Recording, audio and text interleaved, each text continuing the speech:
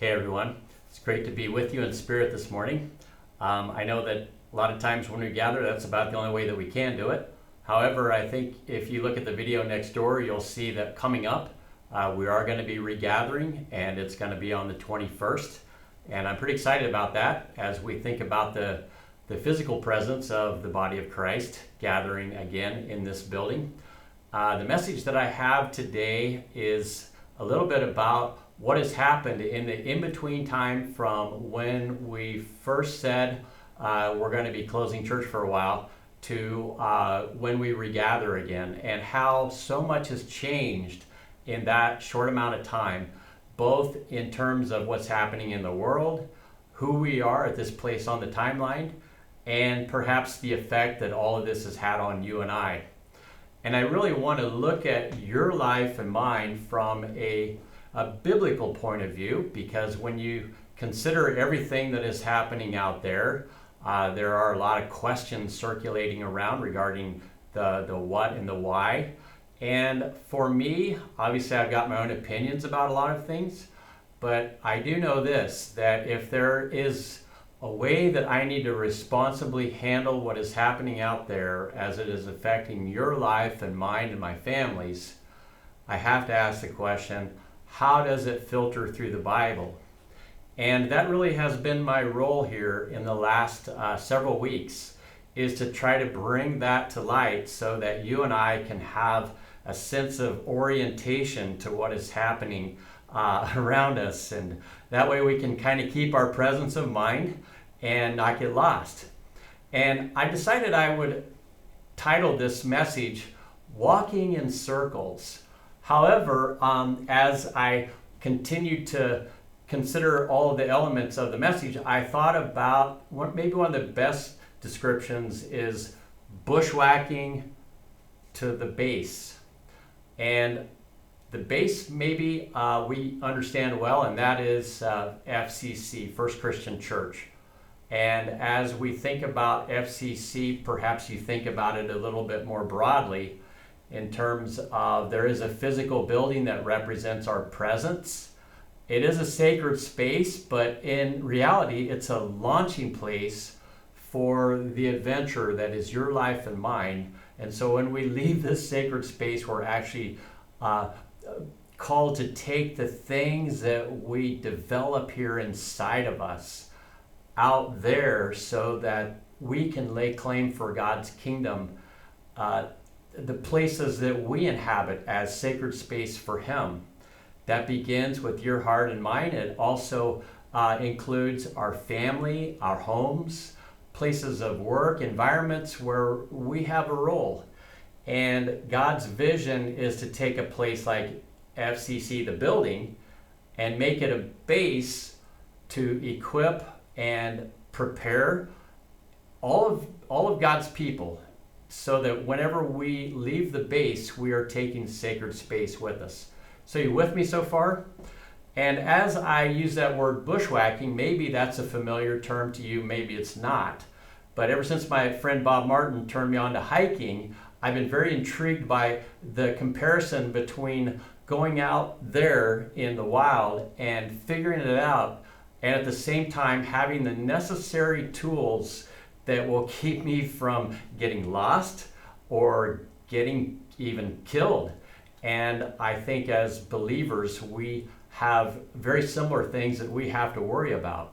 Now, a lot of people will say when it comes to getting lost, that the reason why you get lost when you're hiking out in the woods and you lose your sense of direction because you've left the trail, you get lost because one leg is shorter than the other. But did you know that they did experiments on people with blindfolds, and they found out that it didn't matter which leg it was, as far as which one was slightly shorter or taller. What really happened was people would sometimes bear to the right or they'd bear to the left. But most of the time, whenever they started walking, they would find themselves coming back basically to the same place where they started. And they asked the question, why? And the thing that researchers discovered was there is a calibration mechanism inside of your brain and mind that looks for familiar landmarks that we can see as a point of destination. And our brain is constantly GPSing our position relative to those landmarks. And so whenever we are blindfolded or whenever we are lost in the woods, we don't have anything that's familiar. We don't know where the landmarks are oriented towards north or south or east or west. And typically what happens if we are not equipped and we don't have the right tools, we lose our sense of direction, and quite honestly, that lostness can lead to our own death.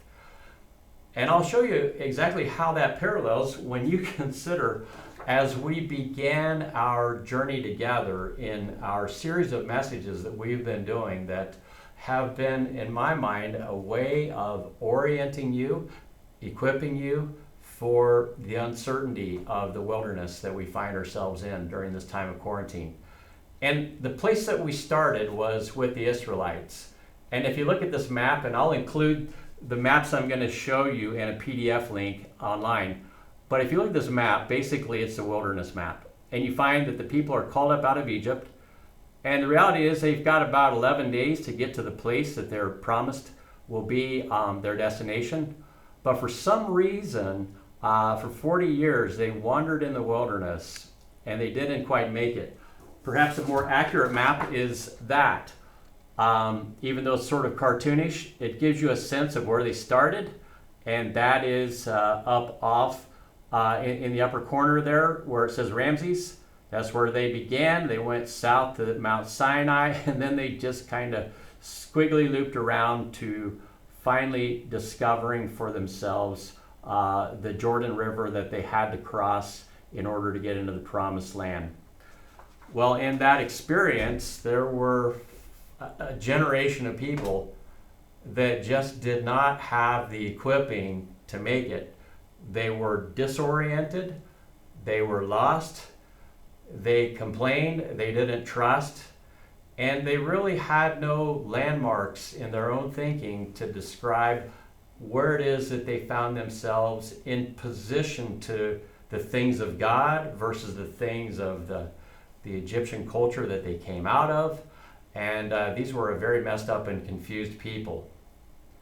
And one of the privileges that you and I have is that the tools that they were just beginning to understand are tools that we take for granted.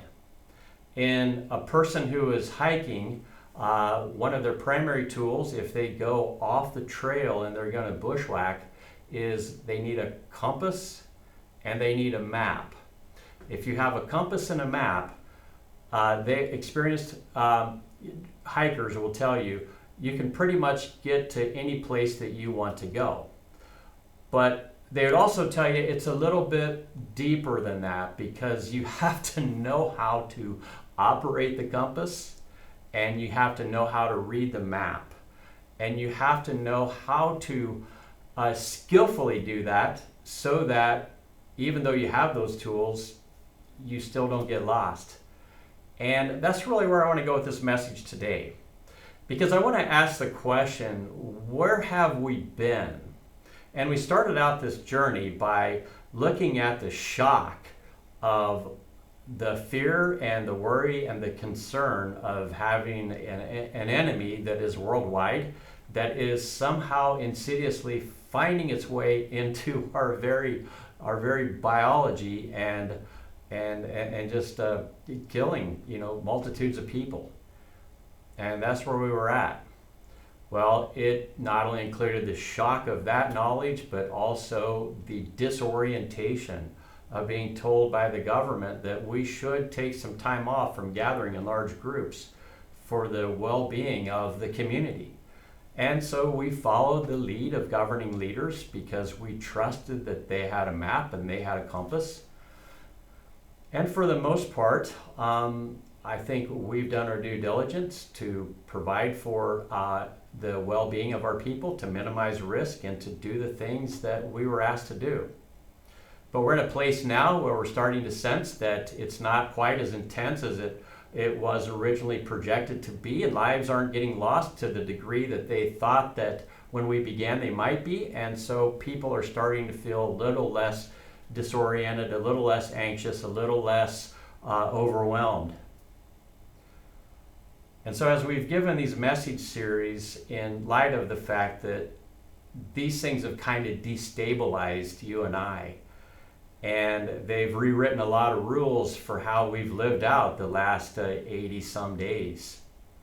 And as a result of that, we don't have any landmarks that say this is a place where you can go to get your orientation, with the exception of the Word of God. And in the Bible, we hear that word wandering used numerous times to describe essentially the way of life for a believer. And wandering is something that we've drilled down into to try to get a sense of how the wandering of the Israelites compares to the wandering that you and I are going through in the COVID-19 wilderness, as we've labeled this series. And as you've looked at wandering with me, you've seen that we started off with equipping ourselves with a few tools in the messages at the beginning. And they started out with sense making and how we make sense of what we're experiencing, what categories God gives us to kind of filter and process what we're seeing through the Bible. And then the next message series was on grief and how it is that we manage our own emotional state whenever we're going through things that we have lost or we are losing. And then after that, we traced through the notion of wandering, what that meant, looking at maps like this one right here, and going into detail regarding how it is that you and I can take that map and in a very dynamic way make it useful for your journey and mine through this place on the timeline called the COVID-19 wilderness. As we've looked at this map, we've explored some wanderers, and these include Abraham and Moses and David, and that's just to mention a few. And as we've gone through their lives, we discover that they are wandering in their own way through wildernesses that they can't really get their bearings on because no one has actually been down that trail. What a bushwhacker does is they go through and they actually blaze trails. They go off the course in order to determine a new path to a new destination where they know on the other side of this wandering wilderness is a place where we're going to land. And when we land there, we will find our home. We'll find our base. We'll find that place that we were destined for. And that has so many rich layers of meaning. But for our purposes, what I wanted to help you guys do is I wanted in a lot of ways to be an orienteering guide. And I sometimes wonder what my role in the church is. But one thing that God has given me the ability to do is to really, I think, very clearly understand how the Bible plays out in its storyline, what the different adventures are. And I hope He's given me enough imagination that I'm able to connect what we are seeing in both the Old and the New Testament, especially as it relates to Jesus, and your life and mine. And as we've been going through this process, my biggest fear, my biggest sense of disorientation hasn't really been as much a personal apprehension as much as it's been the fact that I've never been down this road before. And I have a responsibility for numerous people and their children to be a spiritual guide in times that have so many layers, both political, economic, personal in a very deeply way, relational, and certainly spiritual. And it's been a lot for me to try to map out so that I can help you guys. And at the end of the day, I feel like we've been bushwhacking. Now, along the way through the COVID-19 wilderness, I discovered something that I was really fascinated by. And that is something called Orienteering. And it's actually been helpful. And I don't know if you've ever seen a map like this before or not, but if you go to the Cleveland city parks, there is a 20 square mile reservation of wilderness set apart with hiking trails and things like that. And if you go there to do some hiking, your map is actually going to look like that. There's going to be a few places on there where they say just stick to these trails and you'll see some beautiful stuff in nature. But did you know, as you look at this map, that there are only a few things that they say you need to know? What the yellow lines are, what the markers are, what the dotted lines are, and what a few other markers are regarding important places along the way. And that's pretty much all the map tells you. Unless you look at the terrain a little bit, you'll see that there's changes in elevation, and there's streams and rivers and different water features that are part of that experience. But for the most part, they're not going to affect you. Now, there's actually a group of people called the Northeastern Ohio Orienteering Club. Sorry, that's kind of shaky. Maybe it's just too much coffee or something. And what the Northeastern Ohio Orienteering Club does is they invite people to go through places like the Brecksville Reservation. And if you look at those numbered circles starting at the top, you'll find that they basically tell you you're going to bushwhack through these non-designated areas, and you're going to find that the only thing that you have to help you understand where it is that you need to go is a map and a compass. And that map will actually have something on it that is much more complicated than just an ordinary key to a map. If you look at all of the features that this orientation map has, it is a way of telling you what to expect along the way. And when you find these things along the way, it will help you in the process of taking your compass and taking your map and orienting it properly, so that when you are trying to get where you need to go, you know how to work around these obstacles and not get lost. All right. So you with me so far?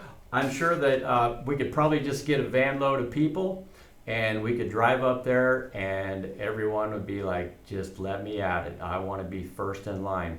Well, I'll put a link in the description of basically an orientation guide to Northeastern Ohio Orienteering. Now, why have I belabored that point?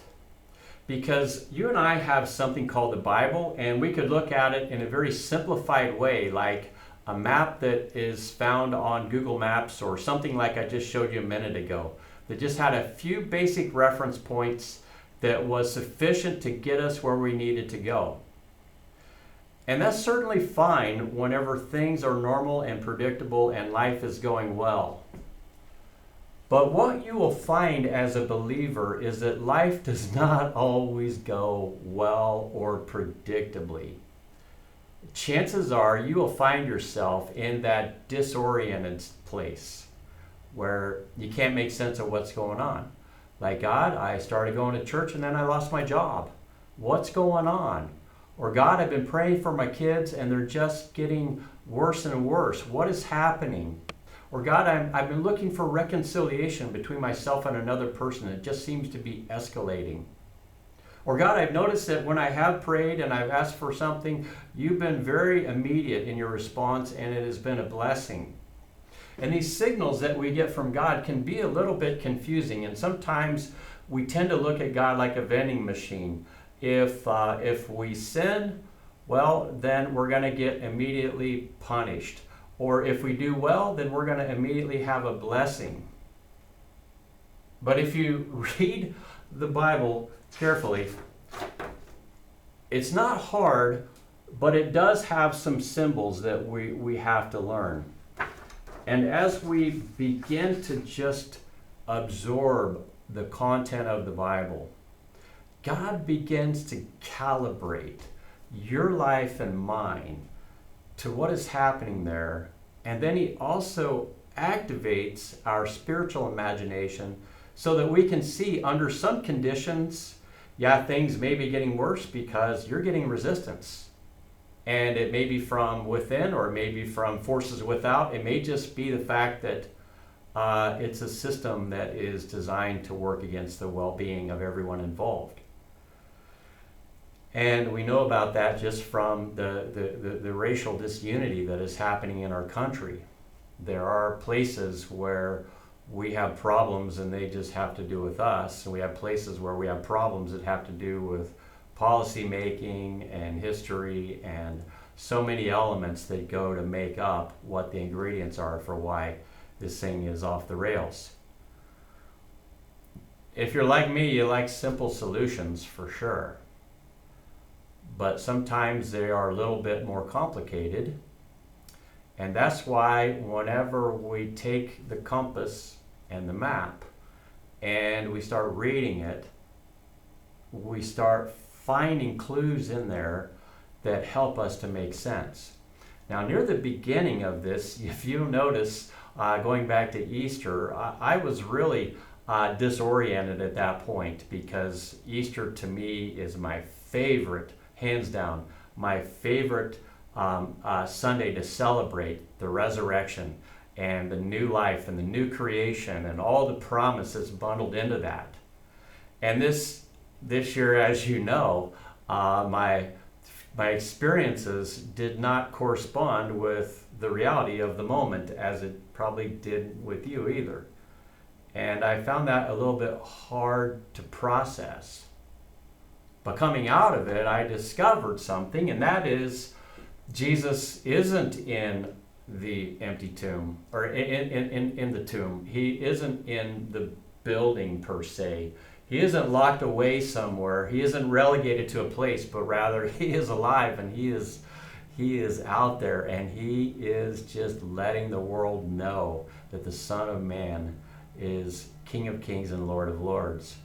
And when I think about that, I realize something, that Easter was actually a blessing in disguise. It was a way for you and I to take the resurrected Jesus into the circumstances going on around us and into the lives of people that were looking for answers. And oftentimes they're asking Christians, what do you do to make sense of this?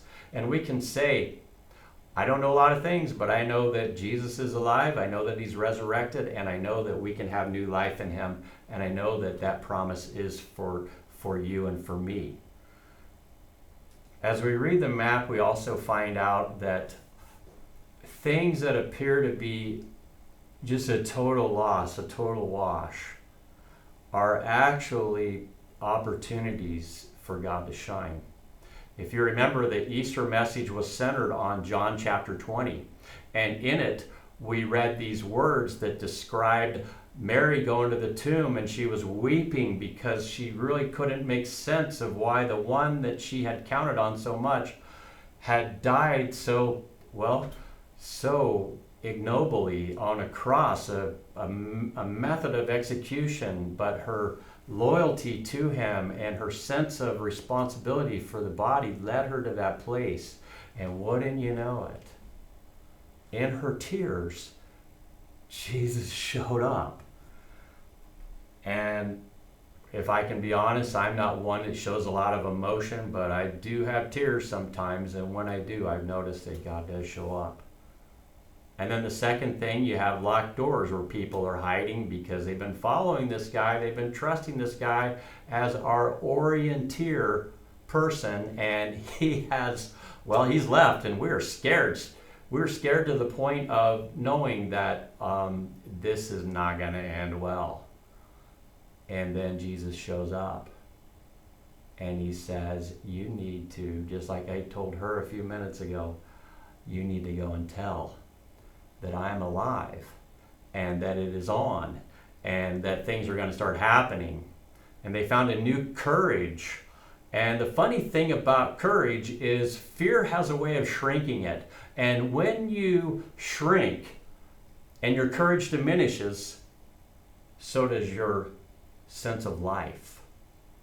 And when your courage expands, your sense of life expands. Are you with me? Because that is a key aspect of this. And as we've gone through this story and we've studied some things that we need for equipping, we also know that as we have gone through the message series, we have a person who says, I am with you. And we've been going through the kings and the prophets in Lunch with Leonard, and everything that I've been doing has been tied together for the sake of helping you learn the skill of orienting yourself so that you can, through a biblical sense and a godly sense, try to respond to what's happening around us. And I've tried very hard not to make it too complicated, but just going through the main story points.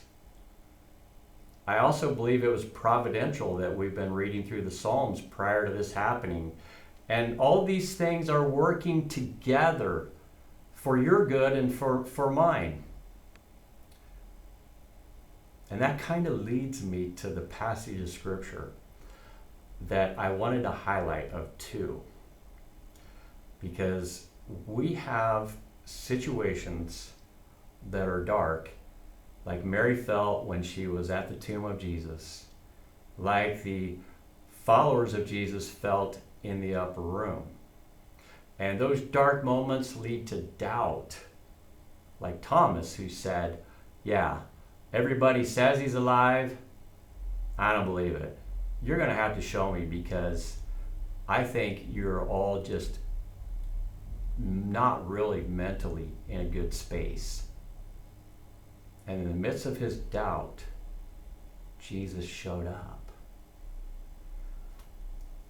It's okay to doubt. It's okay to be afraid. It's okay to grieve. But you know what's not okay?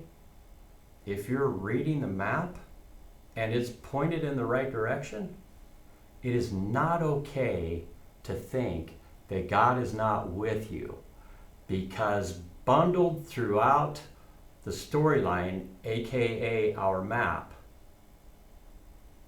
are a series of statements that God drops along the way that essentially say the same thing over and over and over. Jeremiah, I am with you.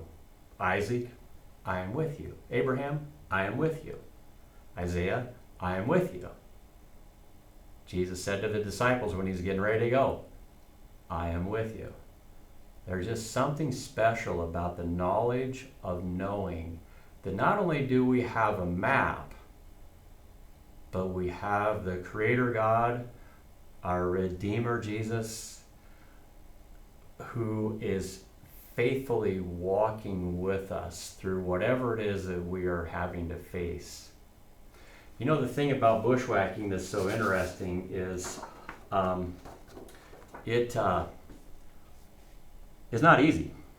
It's not easy going between the points that you need to go to when they are not designed for people to walk without lots and lots of equipping from distances that are close but yet on roads that aren't made, for lack of a better way of saying it. And as those paths have not been cleared, you and I have just gone through a very big path that has not been cleared. But we have made it through, haven't we? And we've kept the faith. And we're getting ready to come back to base. And I hope that you guys haven't been walking in circles the whole time, and you've lost faith, and you have lost trust, and you have just given in to fear and the prospect of God even being a part of your world anymore. I really hope that hasn't happened. But rather, along the way, I hope that you've got an orientation to the fact that we are all wanderers. It's just the fact that some of us are not walking in circles anymore. But we found our way, and we found our map, and we found our guide, and we found our compass. And so when the trail looks rough, we know that those three things are with us. Now, as I wrap this up, I just want you to know something. If you've gone through this and you've kept your head and you're going to join us at base, that is here at the physical FCC, I would just like to say to you, congratulations. You have learned the skill of biblical orienting. You have also learned that God is a trustworthy voice. And we know that in all things, on all paths, God is working things together for the good of the situation and the good of your life. For those who trust Him and for those who purposefully are called into His name, as one way of saying Romans 8:28. And as I conclude with that verse, maybe you could just go through the book of Romans 8 and find that if there ever was a condensed summation of what is going on, that's a good key. That's got a lot of stuff bundled into it. Romans chapter 8, that has a lot of that in it that will help you along the way. Now there were 3 words that caused Israel to keep wandering. And you know what I believe they were? They really had nothing to do with the deficiencies of God, or even the deficiencies of God to provide a map or a compass. But they had to do with the attitude of the people. And there were 2 things that they were doing that God says, that ain't gonna work here. And you know what they were? Complaining and not trusting. Complaining and not trusting. You know, I hope whenever we go back, we are going to be a little shell-shocked from the whole thing. But I hope the one thing that we don't have as we restart things are people that should know better, myself included, that are caught up in the moment, complaining and not trusting. But rather what I'd love to see is for us to come back with a fresh vision for the map and the compass and the path, and a fresh invitation to equip as many people as we can, if you're a leader, if you're a teacher, and then a new emphasis on calling other people who are so disoriented right now and are just walking in circles to a community of people called First Christian Church. And if you are watching on YouTube and this is the first time you've really engaged with us through this series, I'd just love to have you as part of our body of people that we call First Christian Church, aka just a family of God. And I hope that you find that we're seasoned and we are certified orienteers who can help you along the way. And if that's the case, just give us a shout however you can. We have plenty of pathways available and we'd love to help. You guys take care, and I hope to see you soon.